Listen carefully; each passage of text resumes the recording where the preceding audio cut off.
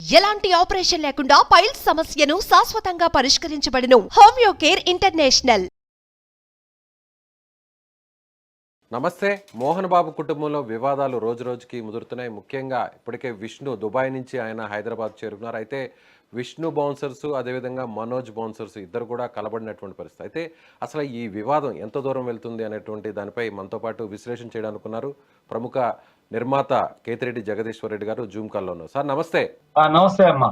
Sir ఇది ఎంతవరకు అంటే ఈ వివాదం ఎంతవరకు వెళ్ళే అవకాశం ఉందంటారు? అంటే ఈ దాదాపుగా కొన్ని సంవత్సరాల నుంచి ఆస్తుల వివాదం నడుస్తుంది అని తెలుస్తుంది కదా. ఇది మోహన్ బాబు గారి కుటుంబంలో ఎప్పుడు కూడా ఇట్లాంటి సందర్భాలు అనేవి జరగలేదు. వాళ్ళ పిల్లలంతా ఏదో ఏకతాటిపై ఉండేవాళ్ళు. ఈ రోజు జరుగుతుంది.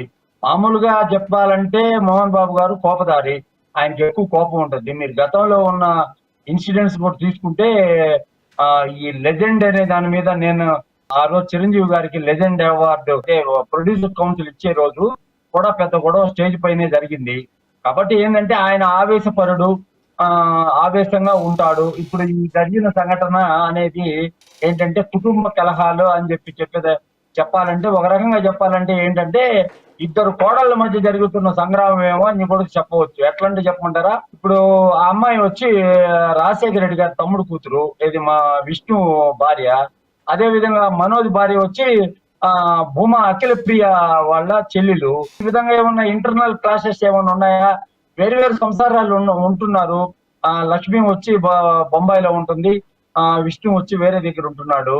కానీ ఎందుకు ఈ విధంగా జరిగింది అని చెప్పాలంటే మోహన్ బాబు గారు మామూలుగానే కోపదారి.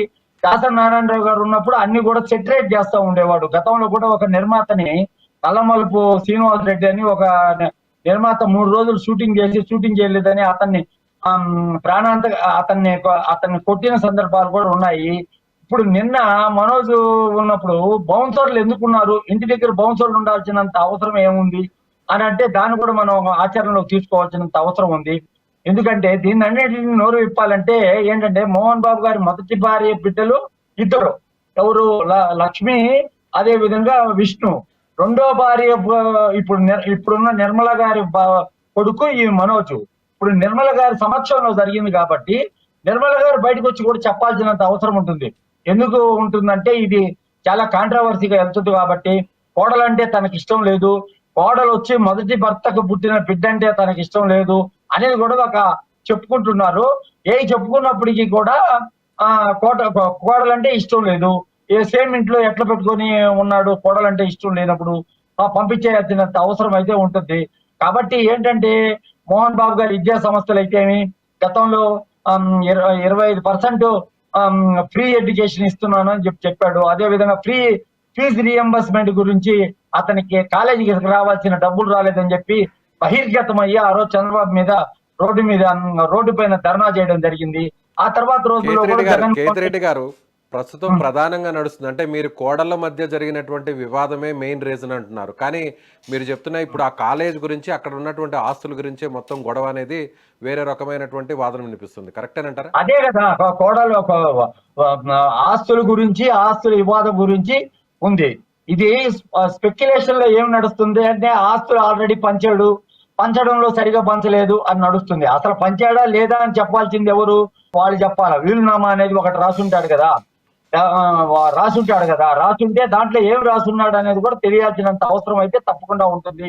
ఒకవేళ ఇది తండ్రి సంపాదించిన ఆస్తి కాబట్టి పిల్లలకు హక్కు ఉండదు, వంశపారంపర్యంగా వచ్చే ఆస్తుల్లోనే పిల్లలకు హక్కు ఉంటుందని ఏమన్నా నేను ఇస్తే తీసుకో లేకపోతే లేదు అని కూడా మోహన్ బాబు గారు అన్నారేమో అని చెప్పి కూడా మనం మాట్లాడుకోవచ్చు. ఎందుకంటే మోహన్ బాబు గారికి ఉన్న టెంపర్మెంట్ ఇంకా సినిమా పరిశ్రమలో ఎవరికి కూడా ఆ రకమైన టెంపర్మెంట్ పెద్ద చూసున్నాం. సమాజంలో ఏదైనా కూడా స్ట్రైట్ ఫార్వర్డ్ గా మాట్లాడుతున్నాడు అనేది మోహన్ బాబు గారి మీద చాలా రోజుల నుంచి ఉందన్నమాట. మెడ్రాస్ నుంచి మేము చూస్తున్నాం కదా, మోహన్ బాబు గారు ఎప్పుడు నిక్కచ్చిగా మాట్లాడతారు, నిక్కచ్చిగా ఉంటారు.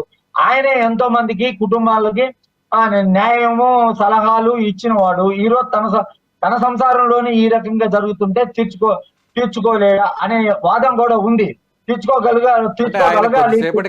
మీడియాతో కూడా మాట్లాడుతూ ప్రతి కుటుంబంలో ఇలాంటి చిన్న చిన్న గొడవలు ఉంటాయి, గతంలో కూడా చాలా వివాదాలు వేరే ఫ్యామిలీస్ లో కూడా జరిగితే నేనే పరిష్కరించాను, వారిని ఒకటి చేశాను, త్వరలోనే ఈ సమస్య పోతాయని అంటున్నారు. అదేనండి. ఇప్పుడు ఇప్పుడు ఇప్పుడు జగన్మోహన్ రెడ్డి గారి ఫ్యామిలీ వాళ్ళ చెల్లెలికి ఈ ఆస్తి తగాదాలు, అదే విధంగా అనిల్ అంబానీకి వాళ్ళ తమ్ముడికి ఉన్న ఆస్తి తగాదాలు అయితేమి, ఇవన్నీ ఏంటంటే ఈ ఆస్తులు పెరిగినప్పుడు ఆస్తులు తగ్గినప్పుడు ఏర్పడే వ్యవహారం అన్నమాట. ఇదంతా ఏ ఏమున్నాయి ఆస్తులు ఏంటి ఈ గొడవలు అని అంటే, ఎవరు పెద్ద మనుషులు నలుగురు కూర్చొని సెటిల్ చేయాలా. దాసరి నారాయణరావు గారు లేకపోవడం చాలా లోటు అని చెప్పవచ్చు. ఎప్పుడు కూడా మోహన్ బాబుకి పర్సనల్ గా అతని యొక్క ఆక్రోశాన్ని కానీ అతని యొక్క కోపాన్ని కానీ తగ్గిస్తూ అతన్ని ఒక మెయింటైన్ చేస్తూ ఉన్న వారు దాసరి నారాయణరావు గారు. వారు లేకపోవడం ఈ కుటుంబ కలహాలకి కారణం ప్రధానంగా చెప్పవచ్చు. ఎందుకంటే మోహన్ బాబు గారు ఎప్పుడు కూడా ప్రశాంతతమైన జీవితమే జీవించాలని దూరంగా పోయి ఉంటున్నాడు. అటువంటి పరిస్థితుల్లో ఇటువంటి వ్యవహారాలు సినిమాల్లో కూడా ఆయన యాక్ట్ చేయడం లేదు. ఇటీవల కన్నప్ప అని ఒక సినిమా ఉంది. ఇవన్నీ కూడా వచ్చేసి ఇప్పుడు విష్ణు అంటే భారీ స్థాయిలో భారీ వ్యయంతో సినిమా సినిమా తీస్తున్నారు కదా కన్నప్ప సినిమా సినిమా, అనేది కొత్త కూడా కన్నప్ప. సినిమాకి మేజర్ క్యాపిటల్ వచ్చి విష్ణు భార్య వాళ్ళు చాలా బాగా ధనవంతులు అన్నమాట. ఎలాగంటే సౌత్ ఆఫ్రికాలో వాళ్ళు ఈ లిక్కర్ బిజినెస్ చేస్తారనమాట. అక్కడ బాటిలింగ్ అది లిక్కర్ వ్యాపారం చేస్తారు కాబట్టి బాగా డబ్బు వస్తుంది కాబట్టి ఆ అమ్మాయి యొక్క ఇన్వెస్ట్మెంట్ ఏమైనా దీంట్లో ఎక్కువ పెట్టి అలా ఏమైనా ఉందా అని ఆ కోణంలో కూడా మనం ఆలోచించాల్సినంత అవసరం ఉంటుంది. దాంట్లో ఏమైనా భాగం అడుగుతున్నాడా అనేది కూడా తెలియాలన్నమాట. వీళ్ళు ఏది ఏమైనప్పటికీ కూడా ఇలా బహిర్గతం పడిపోయి ఇలా చేస్తూ ఉంటే సినిమా ఫీల్డ్ లో నేను కాక మొన్న సినిమా వాళ్ళు అంటేనే సమాజంలో ఉన్న జనానికి ఒక రకమైన యావగింపు అనేది కలుగుతుందని చెప్పేదానికి ఏ విధమైన సందేహం లేదు. అందరి ఇళ్లలో ఉంటే వీళ్ళు సెలబ్రిటీలు అని చెప్తారు కాబట్టి సెలబ్రిటీలు అంటారు కాబట్టి ఇది మీడియా అదే సోషల్ మీడియా యొక్క అవేర్నెస్ పెరిగింది కాబట్టి గతంలో మోహన్ బాబు గారు ఏం చేసినప్పుడు కూడా ఎవరికి తెలియదు కాబట్టి ఈ విధంగా బౌన్సర్లను పెట్టుకొని పోటాపోటీగా బౌన్సర్లను పెట్టుకొని 30 మందిని పెట్టుకొని వాళ్ళు 40 మందిని పెట్టుకొని ఈ విధంగా ఎవరు ఏంటి అని చెప్పి హుటాహుటిన విష్ణు వచ్చి హుటాహుటిన వాళ్ళ చెల్లెలు మోహన్ బాబు గారు ఒక క్రమశిక్షణకు ఆయన మారిపోయారు. ఆయన ముందు ఎవరు కూడా వారి బిడ్డలు ఎవరు కూడా మాట్లాడే ధైర్యం చేయరు. ఒక్క లక్ష్మి మాత్రమే నేరుగా ఆయనతో మాట్లాడతారు. మిగిలిన వాళ్ళు ఎవరు కూడా ఇద్దరు కూడా అంత ధైర్యంగా మాట్లాడలేరు అంటారు కదా. కానీ ఈరోజు నేరుగా మోహన్ బాబు మీద కేసులు పెట్టే స్థాయికి వచ్చారంటే ఎలా చూడాలి? ఇప్పుడు లక్ష్మి కూడా మొదట ఒక అతన్ని లవ్ మ్యారేజ్ చేసుకుందండి.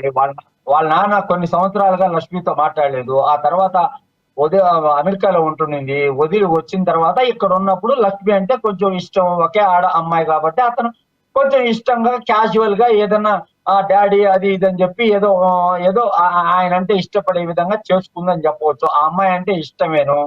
కాకపోతే ఏంటంటే ఆ అమ్మాయి అంటే ఇష్టము అని చెప్పి అనే దానికి ఈ రోజు జరిగిన సంఘటన మాత్రం తన కొడుకులైనప్పటికీ కూడా ఎవరైనప్పటికీ కూడా మోహన్ బాబు గారి క్యారెక్టర్ ప్రకారంగా మనం చూస్తే ఆయన ఇట్లాంటివన్నీ క్షమించడు అని చెప్పేదానికి చాలా ఉదాహరణలు ఉన్నాయి.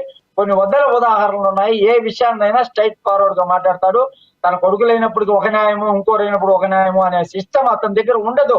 అతను బేసిక్ గా అతను చూస్తేనే క్రమశిక్షణకు మారిపోయారంటే సినిమాల్లో షూటింగుల్లో ఆర్టిస్టులు సరిగా టయానికి రాకపోతే వాళ్ళ పైన కానీ ఇతరత్ర ఏదైనా కానీ తన టెన్షన్ గా సినిమా తీయడం, అనుకున్న బడ్జెట్ కి తీయడం కానీ ఇవన్నీ కూడా అవన్నీ ఆ కాలంలో నడిచిపోయినాయి. ఈ కాలంలో అంతా ఎక్కడుందండి క్రమశిక్షణ ఎక్కడుంది? వీళ్ళిద్దరు కూడా లవ్ మ్యారేజ్ కదా చేసుకున్నారు. విష్ణు లవ్ మ్యారేజ్ చేసుకున్నాడు, ఈ అమ్మాయిని లవ్ మ్యారేజ్ చేసుకున్నాడు. రెడ్ల అమ్మాయిలు ఇద్దరు రెడ్డికి సామాజిక వర్గానికి చెందిన వాళ్ళే కదా. కాబట్టి నేనేం చెప్తానంటే మోహన్ బాబు గారు ఇది 10 మందికి న్యాయం చెప్పే మోహన్ బాబు ఇంట్లో ఇలాంటి సంఘటనలు జరగడం అనేది ఎంతవరకు న్యాయం అనేది ఆయన ఆలోచించుకోవాల్సిన విషయము. దీన్ని సెటిల్ చేసుకోవాల్సిన అవసరం ఉంది. కుర్రోళ్ళను కూర్చోబెట్టుకొని మాట్లాడుకొని, లేదంటే పెద్ద మనుషులను ఏమన్నా మీకు నచ్చిన పెద్ద మనుషులు అటు పిల్లలకు నచ్చిన పెద్ద మనుషులు చేసుకోవాలి. కానీ ఇది ఫ్యాక్షన్ రాజకీయం లాగా ఇటు దీన్ని పెంపొందించొద్దని చెప్పి మోహన్ బాబు గారిని నేను కోరుతున్నాను. రైట్ సార్, థ్యాంక్ యూ అండి, థ్యాంక్ యూ సో మచ్.